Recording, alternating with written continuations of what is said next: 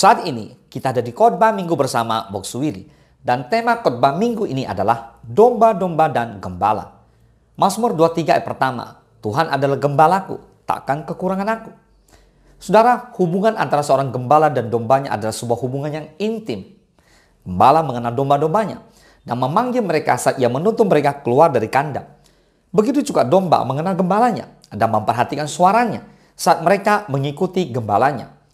Hanya dalam hubungan kasih seperti ini, domba-domba dapat mengenali suara gembala dan mengikutinya. Domba mengikuti gembala sedekat mungkin.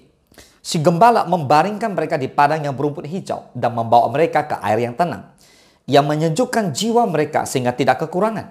Walaupun domba-domba itu berjalan melewati lembah yang kelam, mereka tidak takut sebab ada gembala bersama mereka. Gada dan tongkatnya menghibur mereka. Katakan amin.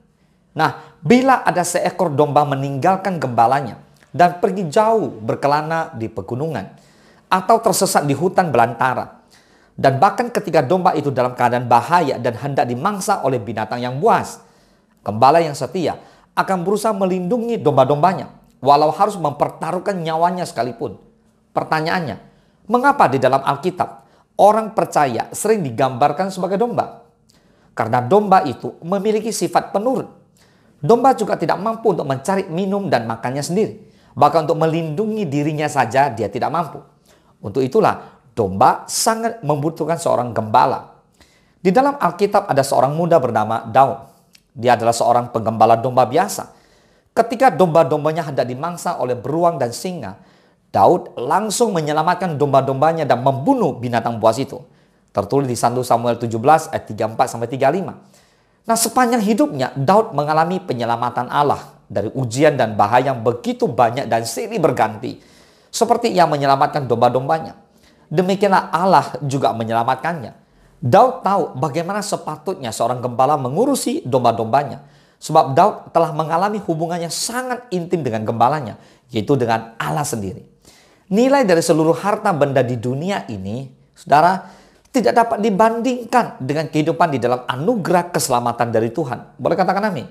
Yohanes 3:16, karena begitu besar kasih Allah akan dunia ini, sehingga ia telah mengaruniakan anaknya yang tunggal, supaya setiap orang yang percaya kepadanya tidak binasa, melainkan beroleh hidup yang kekal. Karena kasihnya yang besar kepada kita, sehingga seorang gembala agung akan rela untuk berkorban demi keselamatan domba-dombanya. Yesus adalah gembala agung kita. Dia rela turun ke dunia untuk menyelamatkan saudara dan saya dari segala dosa dan maut. Seperti Daud yang melepaskan dombanya dari cengkraman singa dan beruang. Demikian juga Allah. Dia akan melakukan lebih dari apa yang kita harapkan dan pikirkan. Karena dia Allah yang akan memberikan kepastian kepada kita di tengah dunia yang tidak bisa memberikan kita kepastian. Yohanes 10 ayat 14 dan 15, Tuhan Yesus bersabda seperti ini. Akulah gembala yang baik dan aku mengenal domba-dombaku dan domba-dombaku mengenal aku. Sama seperti Bapa mengenal aku dan aku mengenal Bapa dan aku memberikan nyawaku bagi domba-dombaku. Amin. Untuk itu, kita sebagai dombanya Allah, jangan pernah ragu dan takut dalam menghadapi apa yang akan kita lewati ke depannya. Percayalah bahwa dia tidak akan pernah meninggalkan kita. Jadilah domba yang taat dan dengar-dengaran dengan suara sang gembala. Karena itu adalah kepastian perlindungan dan penjagaan Tuhan. Yohanes buat ketiga dan keempat. Untuk dia penjaga membuka pintu dan domba-domba mendengarkan suaranya. Dan ia memanggil domba-dombanya masing-masing menurut namanya dan menuntunnya keluar. Jika semua dombanya telah dibawanya keluar, ia berjalan di depan mereka. Dan domba-domba itu mengikuti dia. Karena mereka mengenal suaranya. So, saat seorang gembala domba masuk ke lokasi kandang ternak, ada suara khas dari dombanya yang berbeda jika orang lain yang masuk. Domba tersebut sudah mengenal siapa yang datang. Nalurinya mengatakan bahwa sebentar lagi gembalanya itu akan membawanya ke daerah rerumputan hijau untuk makan. Semakin dekat gembala ke kandang, suara ringkikan dan sukacita kegirangan domba bertubi-tubi terdengar. Ketika domba itu dibawa keluar, gembala mengendalikan ternaknya. Dalam situasi bahaya misalnya, ada binatang buas yang ingin memangsa dari lingkungan alam yang tidak menguntungkan, maka gembala itu akan menjaga dan melindungi mereka. Apabila ada domba nakal yang sulit diatur, yang ingin merusak dan memakan tanaman orang lain, sang gembala akan berteriak, menarik bahkan menyentaknya. Bila tiba saatnya, gembala itu juga akan mengeluarkan suara untuk memberikan tanda bahwa sudah saatnya kembali ke kandang. Domba itu pun mengerti dan menurut, melakukan apa yang sudah diperintahkan oleh gembalanya. Dalam perjalanan pulang bahkan bila ada domba yang lambat karena lemah atau domba yang masih kecil, gembala itu memapahnya, meletakkannya di pundaknya. Itulah gembala yang baik. Gembala yang bertanggung jawab. Kristus telah melakukan lebih daripada apa yang kita pikirkan. Kristus adalah gembala agung kita. Dia telah memberikan apa yang paling mahal yang dia miliki, yaitu nyawanya. Dia menyerahkan segala-galanya untuk saudara dan saya. Dia menuntun kita semua memelihara hidup kita. Bila ada yang tidak sesuai dengan keinginannya, maka dia menegur kita melalui firman-Nya. Dia adalah gembala kita yang baik.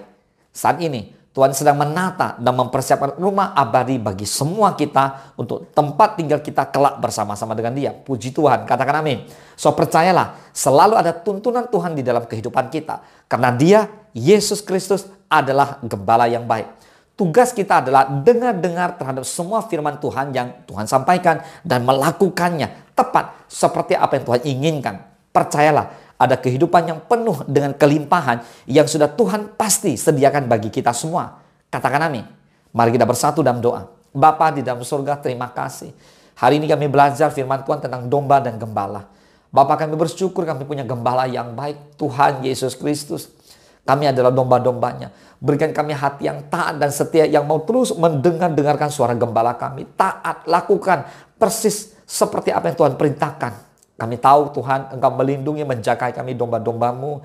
Dimanapun kami berada ya Tuhan, masalah, rintangan, ketakutan itu tidak bisa menyerang kami. Karena ada gembala yang menjaga dan melindungi setiap kami.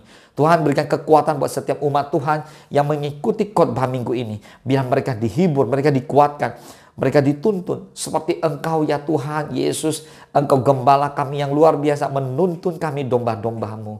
Terima kasih Bapa, terpujilah nama Tuhan hanya di dalam nama Tuhan Yesus. Kami berdoa dan kami mengucap syukur. Haleluya. Mari sama-sama kita katakan amin. Selamat hari Minggu. Tuhan Yesus memberkati.